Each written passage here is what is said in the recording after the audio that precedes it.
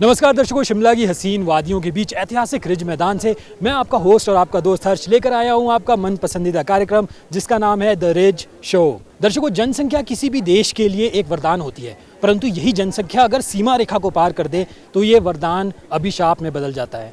दर्शकों, जनसंख्या के मामले में चीन के बाद भारत दूसरे नंबर पर है और अगर ऐसा ही रहा तो हम चीन को पीछे करके नंबर 1 पे हो जाएंगे, जो कि बहुत ही चिंता का विषय है। आज हम बातचीत करने वाले हैं बढ़ती जनसंख्या कैसे एक चुनौती है। आइए जानते हैं लोगों की राय। अभी लोगों में इतनी अवेयरनेस नहीं है, वो समझ नहीं रहे हैं कि इतनी जनसंख्या के साथ हमारा देश जाएगा कहाँ, किस ओर बढ़ रहे हैं हम। इतनी अनएम्प्लॉयमेंट है, रोज़ देखिए तो एक एक सीट के लिए 2-2 हज़ार लोगों ने एप्लीकेशंस दी होती हैं। तो आगे से आगे ये दिक्कत बढ़ती चली जाएगी। स्पेस की दिक्कत है, नदियाँ भी हमारे पास लिमिटेड हैं, ऐसा तो है नहीं। आने वाले टाइम में लोग भूख से मरने लग जाएंगे, पानी के लिए तरसने लग जाएंगे, क्योंकि रिसोर्सेज तो उतने ही हैं, रिसोर्सेज तो बढ़ नहीं रहे हैं। उल्टा जो इतनी कंस्ट्रक्शन हो रही है, हमारी एग्रीकल्चर लैंड भी धीरे धीरे कम होती जा रही है और जो रिक्वायरमेंट है वो बढ़ती चली जा रही है। तो जैसे जैसे जनसंख्या बढ़ेगी लोगों को दिक्कतें बढ़ती चली जाएंगी। मैम, आप एक डॉक्टर भी हैं और आपने तो खैर बढ़ती जनसंख्या का बहुत सारी चीज़ें हम देख रहे हैं और मैम खासकर कोविड का टाइम अभी चल रहा है, कोविड नहीं गया है, तो बढ़ती जनसंख्या से आपको क्या महसूस हुआ कि अगर हमारी जनसंख्या कहीं ना कहीं थोड़ी कम होती तो हम अच्छे हेल्थ प्रोफेशनल्स ला सकते, अच्छी तरह से लोगों को ट्रीट कर पाते? जी बिल्कुल, इतनी जनसंख्या ज़्यादा है कि आपने देखा होगा आईजीएमसी में इतने बेड्स हमने बढ़ाए हैं, तब भी वहाँ पे डबलिंग ट्रिपलिंग चली रहती है। उसके रीज़न यही है कि जनसंख्या बहुत ज़्यादा है और लोगों को ज़रूरत है, वो बीमार हैं, तो हमें तो अकोमोडेट करने ही पड़ते हैं। यही अगर जनसंख्या कम होती तो हम बेटर हेल्थ फैसिलिटीज़ दे पाते। और मैम, लोगों को आप क्या कहना चाहेंगे, खासकर वो लोग जो बढ़ती जनसंख्या को चुनौती के रूप में नहीं मान रहे? कई ऐसे लोग हैं जो सोचते हैं कि जितनी ज़्यादा घर में बच्चे होंगे, और ऐसा कहा भी जाता है कि बच्चे तो भगवान की देन होती है, बट अगर बहुत ज़्यादा घर में लोग होंगे, बच्चे होंगे, तो आप उनको एक अच्छा माहौल नहीं दे पाएंगे, एक अच्छी एजुकेशन नहीं दे पाएंगे। उन लोगों को आप क्या कहेंगे? जी बिल्कुल, अगर जैसे छोटा परिवार सुखी परिवार जो हमेशा से सरकार ने प्रमोट करने की कोशिश की है, सरकार ने और भी बहुत सारी फैमिली प्लानिंग के प्रोग्राम स्टार्ट किए हैं। जगह जगह पे टाइम टू टाइम वो लैप्रोस्कोपिक कैंप्स भी लगाए जाते हैं। तो मैं तो यही लोगों से रिक्वेस्ट करूँगी कि आप उनका लाभ उठाइए। गवर्नमेंट बहुत आपको हेल्प करने की कोशिश कर रही है। ये बात समझने की बहुत ज़रूरत है कि छोटा परिवार ही सुखी रहेगा, क्योंकि आपके खर्चे नहीं पूरे हो पाएंगे।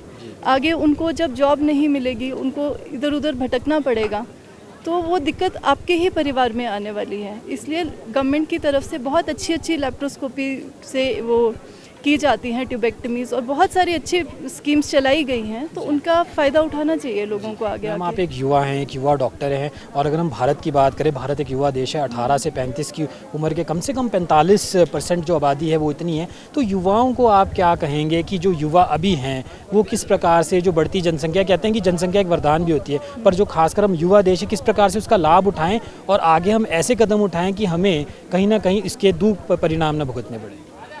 युवाओं से मैं यही कहूँगी कि आप अपने खुद तो अवेयर बने, लोगों को और जागरूक करें, आगे आएँ, समाज में ये मैसेज फैलाएं, है ना। क्योंकि जो बच्चे पढ़ रहे हैं उनमें ये कॉन्सेप्ट आ गया है, उन्हें पता है कि छोटा परिवार से उनको क्या फ़ायदे हैं। लेकिन कुछ जो दूर गांव में रहते हैं उनको अभी भी इतना पता नहीं है। तो युवाओं की ज़रूरत है वो आगे आएँ और उनको समझाएं कि गवर्नमेंट कितनी कोशिशें कर रही है हर प्रकार से।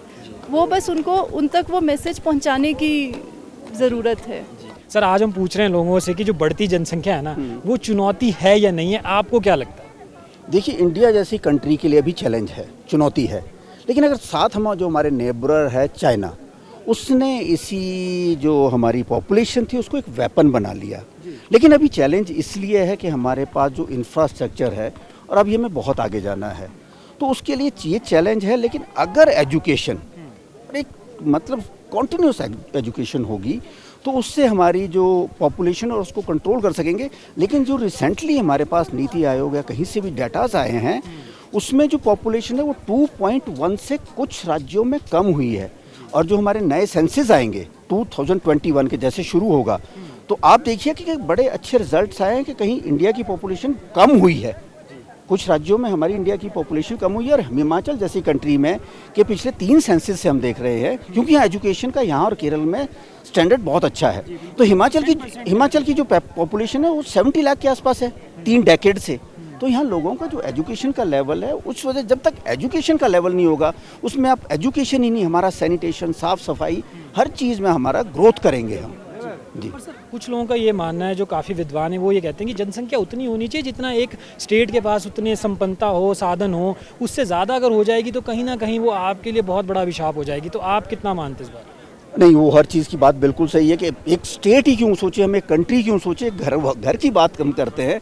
घर में कोई भी चीज़ है, अगर पॉपुलेशन ज़्यादा होगी घर की और हमारे इनकम और उसका रेवेन्यू सोर्सेज कम होंगे तो ऑब्वियसली हमारे ऊपर प्रेशर आएगा, ठीक है ना।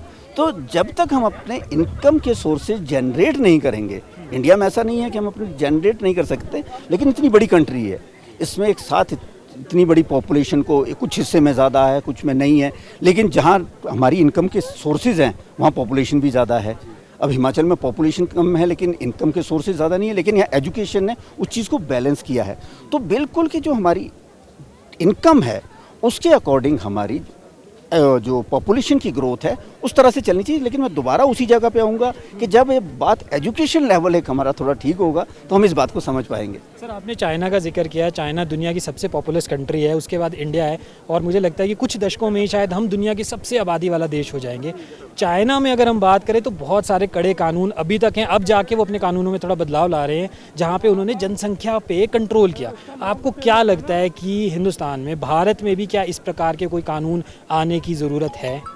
नहीं, मुझे नहीं लगता कि कानून से कोई भी चीज़ हम सख्ती कर सकेंगे। आप कैसे करेंगे? आप उनके कुछ चेक एंड बैलेंस करेंगे, कुछ उनकी फैसिलिटीज़ रोक देंगे, लेकिन उससे नहीं होगा, वो नहीं होगा। और आज तक भी आदमी को दोबारा से वही चीज़ है, चाइना कर सकता है, वो डिक्टेटर कंट्री, हम डेमोक्रेटिक कंट्री है। आप मेरे बेनिफिट्स रोक लेंगे, लेकिन जो अनएजुकेटेड लोग हैं, ट्राइबल एरियाज़ है जहाँ पॉपुलेशन बढ़ती है, वहाँ दोबारा से वही चीज़ है कि किसी भी कानून को तब मतलब बड़ा स्ट्रांगली इम्प्लीमेंट किया जा सकता है जब वहाँ का मेंटल लेवल एक बहुत ज़्यादा मैच्योर और एजुकेटेड हो। तो जब तक आप एजुकेटेड एक मेंटल लेवल नहीं रहेंगे तब तक कोई भी कानून उतनी सख्ती से नहीं। कानून का मतलब है कि मैं उसको स्वीकार करूँ, एक्सेप्ट करूँ। मैं रिज पे हूँ तो मुझे यहाँ स्प्लिट नहीं करना, थूकना नहीं है, लेफ्ट में चलना है। तो वो तब है कि जब मैं खुद एक्सेप्ट कर रहा हूँ, न में फोर्सेज के होते हुए भी नहीं। तो वो चीज़ है कि कोई भी फोर्सेज किसी भी कानून को इम्प्लीमेंट करने के बजाय अगर पर्सनली मैं अगर कहूँगा कि अगर मैं पर्सनली उसको एक्सेप्ट करूँगा, मुझे पता है तो वो पर्सनली की आप बात करें कि पर्सनली हमें अपने अंदर कोई बदलाव लाने चाहिए, तो आपको क्या लगता है ये जो जनसंख्या है ये कहीं ना कहीं वरदान के बदले अभिशाप ना बन जाए, कहीं ना कहीं ये विस्फोट ना हो जाए जनसंख्या का? उसके लिए पर्सनली अब हमें क्या क्या करना चाहिए? कैसे एजुकेशन पे हमें फोकस करना चाहिए, कैसे अवेयरनेस पे फोकस करना चाहिए? देखिए, मैंने दोबारा कहूँगा कि हमारी एजुकेशन जो है, विस्फोट कहना तो बहुत ज़्यादा गलत होगा इस वक्त पे अभी भी, कि हमारी एजुकेशन अब हमारे कई ज़्यादा बहुत ज़्यादा पॉपुलेटेड स्टेट्स है, साउथ की जो हमारी स्टेट्स है, लेकिन उनकी पर कैपिटा इनकम ग्रोथ, अब केरला की अगर हम बात करें, इतनी सी कंट्री है लेकिन वहाँ जो पॉपुलेशन है वो पॉपुलेशन डेंसिटी इंडिया में सबसे ज़्यादा है, लेकिन वहाँ का infrastructure far more than other states better है। तो वही चीज़ है कि जब तक अगर हमें इस पॉपुलेशन को कहीं ना कहीं कंट्रोल करना है, केरल ने कंट्रोल की है, उनको समझ आ गई कि उनके पास चीज़ें नहीं थी, रिसोर्सेज नहीं थे, जितने थे वो इनफ हो रहे थे, तो उन्होंने एजुकेशन के लेवल पे वहाँ कंट्रोल हुई है। तो एट लास्ट वही एजुकेशन हमारे ना सिर्फ पॉपुलेशन ग्रोथ को रोकेगी, हमारे घरों के अंदर की जब सफाई से लेकर सैनिटेशन, ट्रैफिक अवेयरनेस, वही हर चीज़ हमारे अंदर आती जाएगी। आपको क्या लगता है जो ये जनसंख्या है और जो खासकर बढ़ रही है, क्या ये चुनौती है या नहीं है? बिल्कुल है सर। इससे हमारे जितने भी मतलब जैसे जनसंख्या है, इससे हमारा बहुत नुकसान हो रहा है सर। अगर ऐसे ही चलता रहा तो हमारे देश में बहुत ज़्यादा बेरोज़गारी फैल जाएगी और सर बहुत ज़्यादा नुकसान हो जाएगा हमारी इसका। जैसे कि हम जितने भी बच्चे पढ़ के निकलते हैं तो जॉब्स नहीं होती है सर, और इसमें मतलब जितना भी होता है गरीबी छा जानी है हमारे। अगर यही चलता रहा आगे आने वाले कुछ सालों में तो बिल्कुल देश डूब जाना, बिल्कुल गरीबी छा जानी है। आप लोगों को क्या लगता है कि कुछ ये जो पॉपुलेशन है, आप तो स्कूल गोइंग बच्चे, आपको लगता है कि कुछ ये चुनौती है, नहीं है?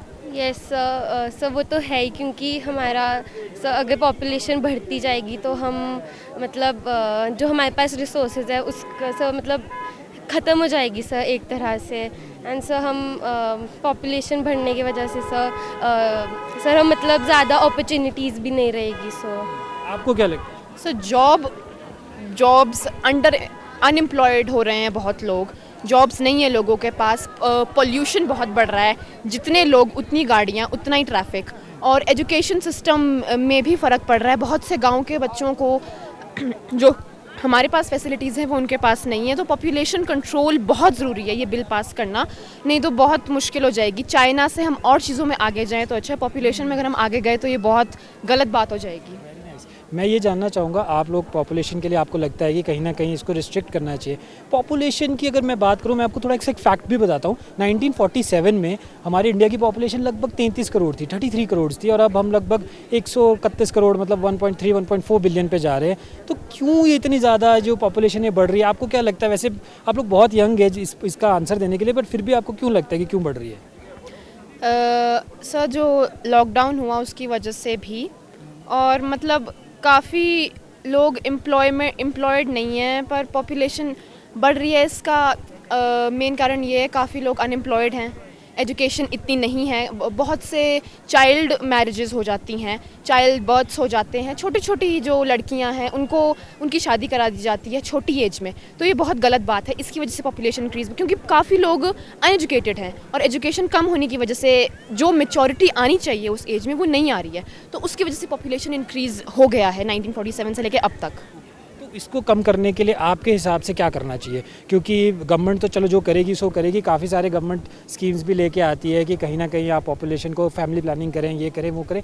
हम लोगों को क्या करना चाहिए? क्योंकि कहीं ना कहीं अभी भी कुछ एरियाज़ में ये सोच है कि जितने ज़्यादा बच्चे होंगे उतना ज़्यादा अच्छा होगा, उतने ज़्यादा हेल्पिंग हैंड्स बढ़ जाते हैं। तो ये सोच को आप कैसे काउंटर कर सकते हैं?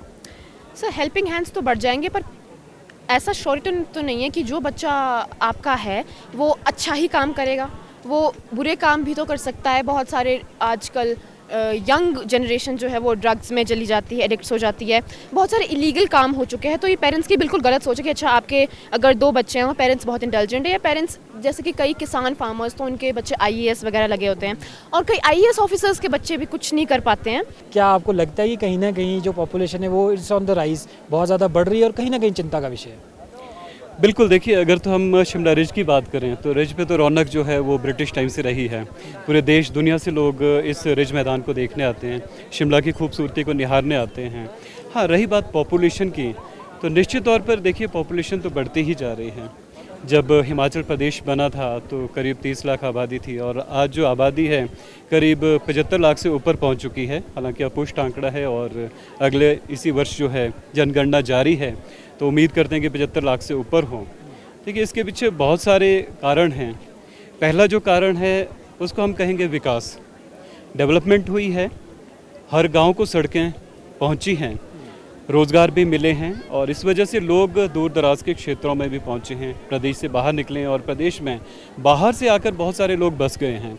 अगर बात करें कि तिब्बत एक देश हुआ करता था, लेकिन 1961 में जब वहाँ पर चीन ने आक्रमण किया, उसके बाद से जो है जो दलाई लामा हैं महागुरु, उनके साथ जो है लाखों अनुयायी हिमाचल आए हैं। हिमाचल देश का एकमात्र ऐसा प्रदेश है जहाँ पर एक नहीं बल्कि 2-2 राजधानियाँ हैं। यानी हिमाचल प्रदेश के अंदर धर्मशाला एक देश की राजधानी भी है, यानी निर्वासित तिब्बत सरकार की राजधानी भी है। तो लाखों जो तिब्बती लोग हैं शरणार्थी के तौर पर हिमाचल में हैं, और अब वो जो है हिमाचल के ही स्थायी निवासी एक हिसाब से कहेंगे हो चुके हैं, क्योंकि उन्हें वोटिंग राइट मिल गया है, राशन कार्ड मिल गए हैं, और हिमाचल सरकार की या भारत सरकार की जितनी योजनाएं वो भी उन्हें मिल रही है। और दूसरा जो पॉपुलेशन का बड़ा कारण है वो हमारा पड़ोसी देश, दूसरा देश है नेपाल। नेपाल के जितने भी माइग्रेंट्स हैं, लेबरर है, वो यहाँ रोज़गार की तलाश में आते हैं। रोज़गार की तलाश में आते हैं क्योंकि हिमाचल प्रदेश सरकार ने उन्हें एग्जम्प्ट कर रखा है। नेपाल से जो भी लोग आते हैं वो बिना वीज़ा के, बिना पहचान पत्र के यहाँ आ सकते हैं, और आज नेपाल के हज़ारों लोग जो हैं वो हिमाचल के स्थायी निवासी बन चुके हैं। उनके पूरे परिवार यहाँ पर निवास करते हैं। तो इस वजह से भी जो है हिमाचल की पॉपुलेशन का जो आंकड़ा है वो बढ़ गया है। और इसके साथ अगर हम कहें कि भले ही केरल शिक्षा के क्षेत्र में आगे हैं, हिमाचल दूसरे स्थान पर है, लेकिन आज भी वो जो शिक्षा बच्चों को, लोगों को मिलनी चाहिए, वो शिक्षा नहीं मिल पा रही है। हम उसी पुराने घिसे पिटे ढर्रे पर शिक्षा दे रहे हैं। अकबर कब पैदा हुआ, कुरुक्षेत्र की लड़ाई कब हुई, बाबर ने कब किसको मारा, उससे हमें कुछ नहीं लेना देना है। ये ज्ञान जो है केवल इतना होना चाहिए कि हमें इतिहास की जानकारी रहे। लेकिन हमें ज़रूरत क्या है, जिस तरह से मैं वोकेशनल की बात करूं, हमें 2022 तक पूरी दुनिया में करीब 40 करोड़ ऐसे लोगों की ज़रूरत है जो स्किल्ड हों। हमारी जो शिक्षा है वो सिर्फ है 10th पास कर दो, +2 पास कर दो, ग्रेजुएशन कर दो, BA, MA, मास्टर डिग्री ले लो, PhD कर दो, लेकिन किस लिए?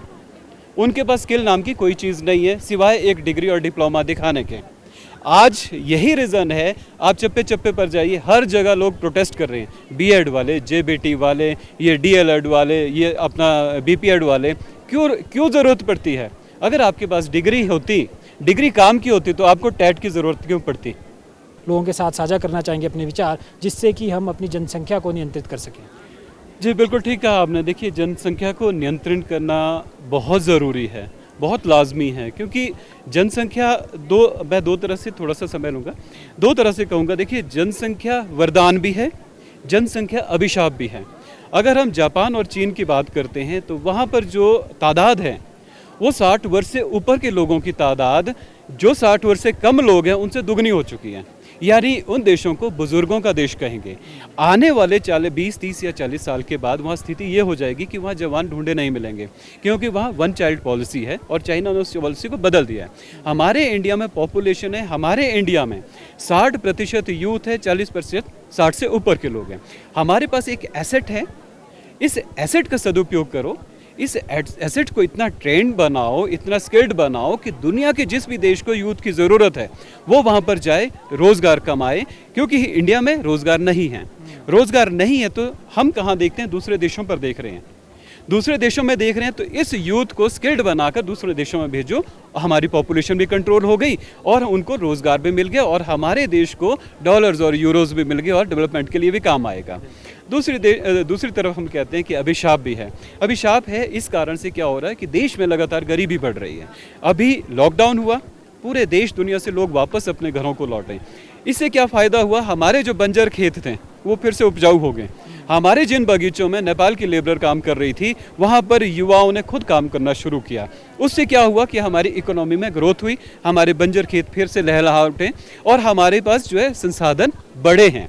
अब बात करते हैं दूसरी तरफ, तो हमें जो शिक्षा की, हमने पहले भी बात की थी, हमें जो शिक्षा है उसको प्राइमरी स्कूल से लेकर ही इस ओर बढ़ाना होगा कि आप जो है पॉपुलेशन को कंट्रोल करें। किस तरह से?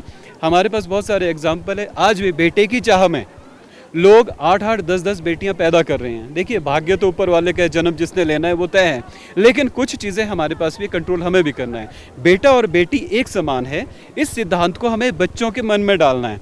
आज भी हमने देखा है कि पढ़े लिखे अच्छे उच्च कोटि के जो शिक्षाविद हैं वो लोग भी बेटों की चाह में बेटियाँ पैदा कर रहे हैं, या फिर अपना जाकर हॉस्पिटल में जाकर जो है भ्रूण हत्या कर रहे हैं। हमें बचपन से ऐसी शिक्षा प्रदान करनी है कि जो लिंगानुपात है वो बराबर रहे, लड़का और लड़की एक समान रहे। उसके साथ ही हमें युवाओं को रोज़गार के साधन जुटाने होंगे अपने क्षेत्र में, अपने स्थानीय क्षेत्र में। आज हम देखते हैं कि हिमाचल प्रदेश में उद्योग कहाँ हैं? पंजाब और हरियाणा के बॉर्डर पर। एक किन्नौर, मंडी, लाहौल स्पीति, कुल्लू, शिमला का, परेरिया का, सिरमौर का आदमी वहाँ कैसे पहुँचेगा? 8-10 हज़ार की नौकरी के लिए वो वहाँ पर क्यों जाएगा? जी बिल्कुल, क्राउडेड सा महसूस तो हो ही रहा है शिमला में और हमें भी, लेकिन इंडिया है, एक उसकी कल्चर अलग है और यहाँ पे हम लोग बड़े हुए हैं तो हमें पता है यहाँ पे भीड़ ज़्यादा होती है। लेकिन हाँ, पॉपुलेशन का मसला तो प्रॉब्लम है यहाँ पे बिल्कुल। मैम, अगर हम बात करें आपकी, और जब आप यहाँ पे भी इंडिया में आप काफ़ी खुश लग रहे हैं और ख़ासकर अभी आप यहाँ पे इतना अच्छा सन निकला हुआ है। कनाडा में वो चीज़ें थोड़ी सी मुश्किल हो जाती है, विंटर्स वहाँ पे काफ़ी हेल की तरह माने जाते हैं। तो मैम, इंडिया कितना मिस करते हैं आप? इंडिया हम लोग बहुत मिस करते हैं क्योंकि हमारे पेरेंट्स यहाँ हैं, और भी बहुत खाना बहुत मिस करते हैं, कल्चर बहुत मिस करते हैं। तो मैं पर्सनली इंडियन कपड़े पहनना बहुत मिस करती हूँ। तो हाँ, उस तरीके से इंडिया मिस करते रहते हैं। मैम, जैसा कि आपको पता ही होगा कि जो इंडिया की पॉपुलेशन है ऑलमोस्ट 1.3-1.4 बिलियन पे हम जा रहे हैं और कुछ सालों के बाद, कुछ दशकों के बाद हम चाइना से भी आगे चले जाएंगे। तो आपको क्या लगता है, कहीं ना कहीं जो इतनी ज़्यादा पॉपुलेशन जो इंक्रीज़ है, पॉपुलेशन जो ग्रोथ है, कहीं ना कहीं वो एक रिस्क पोज करेगी हमारे देश के लिए? करेगी तो, क्योंकि हमारे रिसोर्सेज सीरियसली इतने कंस्ट्रेंट हैं, पानी, हवा की प्रॉब्लम चल रही है। तो हम लोग कैसे मैनेज करेंगे? तो गवर्नमेंट को सोचना तो पड़ेगा कि हम हाउ कैन वी बेटर इधर इंक्रीज आवर रिसोर्सेज और मैनेज आवर पॉपुलेशन। दोनों में से कोई एक ही चारा है हमारे पास। मैम कह रहे हैं इंक्रीज़ आर रिसोर्सेज, जो कि मुझे लग रहा है कि बहुत ही मुश्किल काम है। रिसोर्सेज को शायद हम इंक्रीज़ ना कर पाएँ और वो तो भगवान के हाथ में। तो सर अगर हम कनाडा की बात करें, टोरंटो की बात करें या पूरे कनाडा की बात करें, वहाँ पे पॉपुलेशन का कैसा रहता है कंपेयर टू इंडिया? देखिए कनाडा में तो पॉपुलेशन की कमी है, वहाँ सब दुनिया का सबसे दूसरा बड़ा देश है एरिया वाइज, और पॉपुलेशन सिर्फ 3.5 करोड़ है।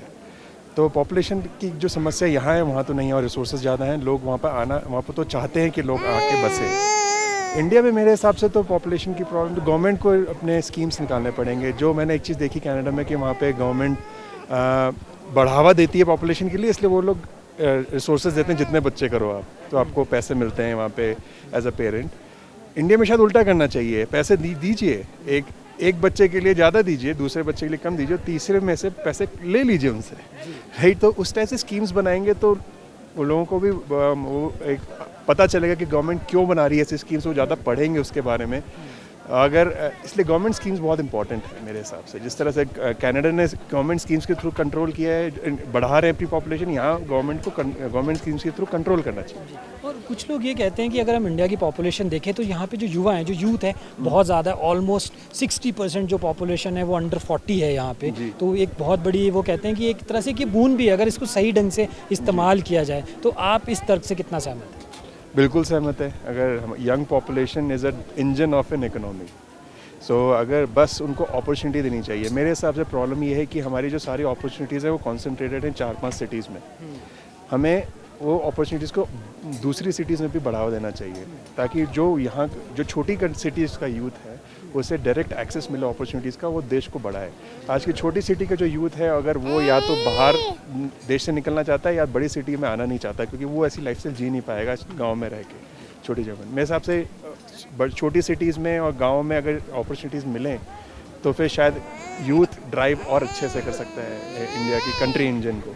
और कुछ लोग ये भी कह रहे हैं कि जितने ज़्यादा पॉपुलेशन का एक्सप्लोजन इंडिया में हो रहा है, वो कहीं ना कहीं जो हमारी जो यूथ है और ख़ासकर जो टैलेंटेड यूथ है उसको कहीं ना कहीं वो ड्राइव कर रहा है इंडिया से बाहर को, बाहर की कंट्रीज़ में जाके वो अच्छी एम्प्लॉयमेंट ले रहे हैं, अच्छा अपने आप को सेटल कर रहे हैं। तो कहीं ना कहीं आपको लगता है कि एक कंट्री के लिए अगर उसकी यूथ, उसका टैलेंट ही वहाँ से बाहर चला जाए तो कहीं ना कहीं वो एक नुकसान भी दे सकता है लॉन्ग रन में? बिल्कुल नुकसान दे रखा है, और ऐसा नहीं है जो टैलेंट बाहर जा रहा है वो वापस नहीं आना चाहता, वो बिल्कुल आना चाहता है वापस, लेकिन वो अपने बच्चों, अपनी फैमिली के बारे में सोचता है। क्या वो अपने बच्चों को बड़ी सिटीज़ की जो पॉल्यूशन है, गंदगी है, उसके और जो कल्चर बन रहा है आजकल उसमें उसमें रहना चाहता है, या फिर उन्हें बेटर लाइफस्टाइल में ग्रो अप करना चाहता है?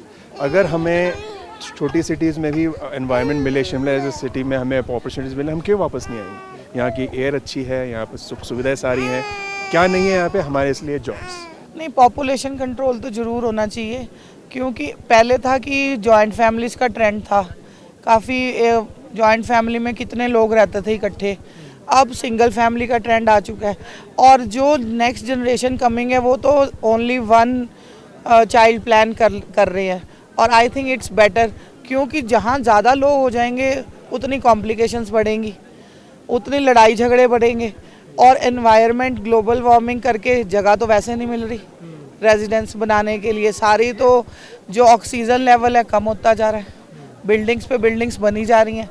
तो इसलिए हमें पॉपुलेशन तो कंट्रोल करनी पड़ेगी। पॉपुलेशन कंट्रोल होगी तो कुछ फ्लैट्स कम बनेंगे, कुछ चीज़ें कम बनेंगी, बिल्डिंग्स तो लोगों के लिए नेचुरल रिसोर्सेज भी रहेंगे ना सरवाइव करने के लिए।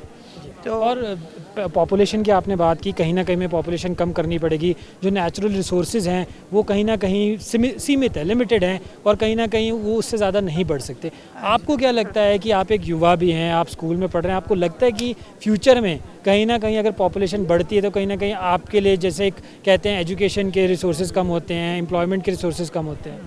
हाँ, होता ही है, क्योंकि जैसे अब जो स्टूडेंट्स हैं वो उनको जाना चाहिए, जैसे एक ही वैन में जाना चाहिए, उससे ग्लोबल वार्मिंग कम होती है अलग अलग व्हीकल्स जाने के बजाय। पॉल्यूशन का होता है। प्लस ये है ना कि अगर पॉपुलेशन कंट्रोल होगी तो लोगों को एम्प्लॉयमेंट के ज़्यादा चांसेस मिलेंगे। जितनी ज़्यादा पॉपुलेशन बढ़ रही है, अनएम्प्लॉयमेंट उतनी ज़्यादा इंडिया में बढ़ रही है। सारे एमएनएस वगैरह प्राइवेट सेक्टर, कहीं पे जॉब्स है ही नहीं। एजुकेटेड हो गए भी बच्चे, जो आजकल की यंग जनरेशन है अनएम्प्लॉयमेंट की वजह से सफ़र कर रही है बिकॉज ऑफ ओवर पॉपुलेशन। तो ये फैक्टर तो ऐसा है कि इसको कंट्रोल जल्दी से जल्दी करना चाहिए, तो पूरे इंडिया के लिए ये बेनिफिट रहेगा। चलो मैक्सिमम 2 चाइल्ड प्लान होना चाहिए, बट जो जनरेशन नेक्स्ट है वो 1 चाइल्ड प्लान में अगर सही रहे तो I think it's better for India. But ma'am ये चीज़ें आप समझ रहे हैं, मैं भी समझ रहा हूँ, आपकी फैमिली भी समझ रही है। कुछ लोग इस चीज़ को नहीं मानते, वो कहते हैं जितने ज़्यादा बच्चे होंगे उतने ज़्यादा हेल्पिंग हैंड होंगे, उतने ज़्यादा काम करने वाले होंगे, उतनी ज़्यादा एम्प्लॉयमेंट आएगी। तो उन लोगों को आप कैसे समझा सकते हैं? क्या कोई ना कोई इस प्रकार के लॉज लाने की ज़रूरत है, या कहीं ना कहीं अगर हम अवेयरनेस लाएँ, लोगों में एजुकेशन लाएँ, तो कहीं ना कहीं ये चीज़ हमें समझा सकते हैं? हाँ जी, दोनों चीज़ें साइड बाय साइड ज़रूरी हैं, क्योंकि एजुकेशन के ही थ्रू ये समझ आएगी लोगों को। अनएजुकेटेड पर्सन तो ये बात समझ ही नहीं सकते ना, तो उनके लिए जगह जगह जो छोटे विलेजेस हैं, कस्बे हैं, वहाँ ये चीज़ को अवेयर करने की बहुत ज़रूरत है। सबको एजुकेटेड होना ज़रूरी है ताकि वो इस बात को समझ सकें अच्छे से।